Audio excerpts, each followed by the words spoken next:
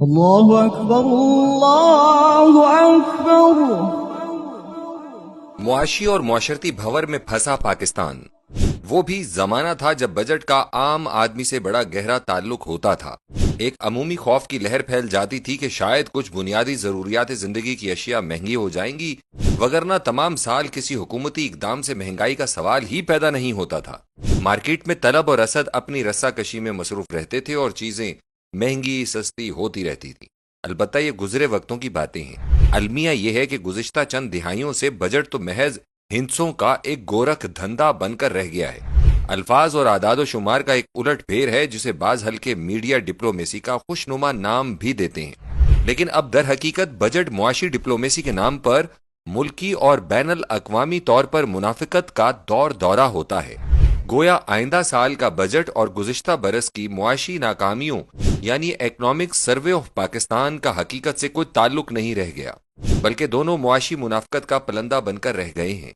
Petrol, بجلی، gas وغیرہ ادویات اور دیگر ضروریات زندگی جن پر ہر گزرتے دن کے ساتھ حکومت کا کنٹرول بڑھتا جا رہا ہے اور حکومت پر IMF کا شکنجہ سخت سے سخت تر ہوتا جا رہا ہے، ان تمام اشیاء ضروریہ کی قیمتوں میں بجٹ سے پہلے اور بعد کئی مرتبہ ہوش ربا اضافہ کر دیا جاتا ہے، اور ماہ جون میں عوام کو دھوکہ دینے کے لیے ایسے بجٹ کی خوشخبری سنا دی جاتی ہے جس پر تا قیام قیامت عمل درآمد نہیں ہونا ہوتا۔ عام آدمی پر نئے ٹیکسوں کا پہاڑ لاد کر یہ مجدہ سنایا جاتا ہے کہ یہ ٹیکس تو دراصل اشرافیہ پر لگایا گیا ہے۔ اشرافیہ، بلکہ جسے استحصالیہ کہنا زیادہ مناسب ہوگا، سے تعلق رکھنے والے تمام افراد اور اداروں کو خوب نوازا جاتا ہے۔ اپوزیشن واویلا مچاتی رہتی ہے، اور جو ہی یہ اپوزیشن حکومت میں آتی ہے سیاہ سفید میں بدل جاتا ہے، پھر اسے ہر طرف ہرا ہی ہرا نظر آتا ہے۔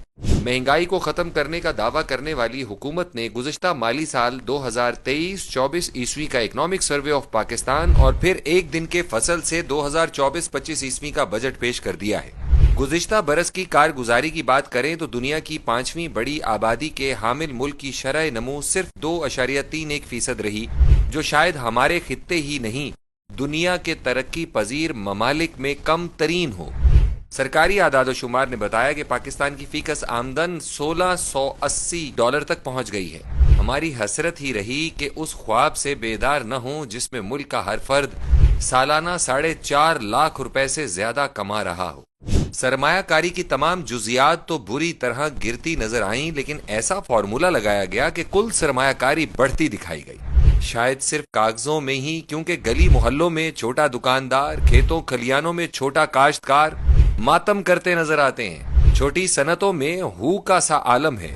اکنامک سروے میں بتایا گیا ہے کہ سال پہلے کی قیمتوں میں 25% اضافہ دیکھنے میں آیا۔ سودی قرضوں کی واپسی پر زر مبادلہ خرچ کرنے کے باعث آمدن کے کھاتے میں 8.34% کمی دیکھنے میں آئی، جس کے باوجود کل قرضہ بڑھ کر 5.67 کھرب روپے تک جا پہنچا، جس میں بیرونی قرضہ 1.24 کھرب روپے، جبکہ مملکت خداداد کا اندرونی قرضہ بما سود 4.43 کھرب روپے ٹھہرایا۔ گویا IMF اور دیگر عالمی مالیاتی ادارے ہی نہیں، جونکوں کی صورت میں چمٹی اندرونی اشرافیہ بھی ملک کو دونوں ہاتھوں سے لوٹ رہی ہے۔ فیڈرل شریعت کورٹ کے سود کے خاتمے کے حوالے سے 28 اپریل 2022 عیسوی کے مارکت العارا فیصلے کو آئے 2 برس سے زیادہ گزر چکے ہیں، لیکن حکومت و عدالت، سرکاری و نجی ادارے اور افراد تو اللہ اور رسول صلی اللہ علیہ وسلم سے جنگ کو ختم کرنے کا ارادہ نہیں رکھتے۔ وعدے اور دعوے معنی اس وقت رکھتے ہیں جب عمل کی طرف کوئی پیش رفت ہو۔ کرپشن بڑھتی جا رہی ہے، لہٰذا ہماری ایک تجویز یہ بھی ہے کہ آئندہ بجٹ میں کرپشن پر ہونے والے خرچے کی بھی ایک مد رکھ لی جائے۔ بہرحال گزشتہ سال اگر معیشت بدستور وینٹیلیٹر پر رہی تو حالات خطرے سے باہر نکلنے کے آئندہ سال بھی کوئی امکان دکھائی نہیں دے رہے۔ بجٹ برائے مالی سال 2024-25 عیسوی کا کل حجم 9.18 کھرب روپے ہے، جس میں تقریباً 10 کھرب روپے تو قرضوں پر سود کی مد میں خرچ ہوں گے۔ دفاعی بجٹ اور دفاعی اداروں کی مراعات اور چھاؤنیوں کے لیے مختص رقم کو ملا کر دیکھیں تو 2.8 کھرب روپے خرچ کیے جائیں گے، جو یقیناً خرچ کی اہم ترین مد ہے۔ پھر یہ کہ وہاں بوٹ بھی بھاری ہیں اور چھڑی بھی سخت۔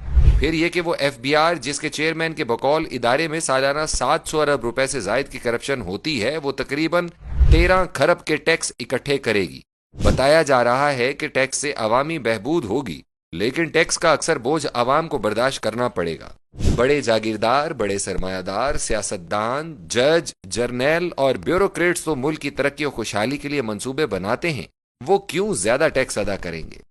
طاغوتی قوتوں کے وار کی بات کریں تو سیاسی اور معاشی میدانوں میں تو مغرب ایک عرصہ ہوا مسلمان ممالک کو شکست فاش دے ہی چکا ہے۔